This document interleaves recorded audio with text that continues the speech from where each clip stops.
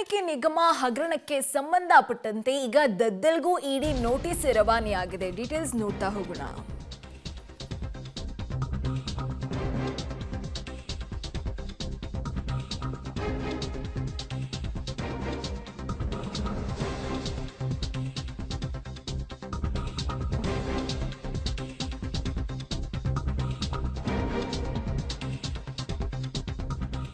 ಬಹುಕೋಟಿ ವಾಲ್ಮೀಕಿ ನಿಗಮ ಹಗರಣಕ್ಕೆ ಸಂಬಂಧಪಟ್ಟಂತೆ ನಿಗಮದ ಅಧ್ಯಕ್ಷ ದದ್ದಲ್ಗೂ ಈಗ ನೋಟಿಸ್ ಅನ್ನ ಕೊಡಲಾಗಿದೆ. ಕಳೆದ 2 ದಿನಗಳಿಂದ ಯಾರ ಸಂಪರ್ಕಕ್ಕೂ ಯಾರ ಕಾಂಟ್ಯಾಕ್ಟ್ಗೂ ಸಿಗದೆ ಒಂದ್ ರೀತಿಯಾಗಿ ಕಣ್ಣಾ ಮುಚ್ಚಾಲೆ ಆಟವನ್ನ ದದ್ದಲ್ ಅವರು ಆಡ್ತಾ ಇದ್ರು.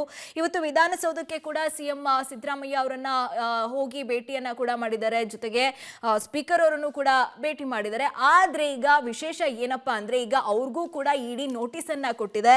ವಿಚಾರಣೆಯನ್ನ ನೀವು ಹಾಜರಾಗಬೇಕು, ವಿಚಾರಣೆಗೆ ಬರಬೇಕು ಅಂತ ಈಗ ಅವ್ರಿಗೆ ನೋಟಿಸ್ ಅನ್ನ ಕೊಟ್ಟಿರುವಂತದ್ದು. ಇದೇ ಹಿನ್ನೆಲೆಯಲ್ಲಿ ನಾಳೆ ಬೆಳಿಗ್ಗೆ 11 ಗಂಟೆಗೆ ನೀವು ವಿಚಾರಣೆಗೆ ಬರಲೇಬೇಕು ಅಂತ ಇಡಿ ನೋಟಿಸ್ ಅನ್ನ ಕೊಟ್ಟಿರುವಂತದ್ದು.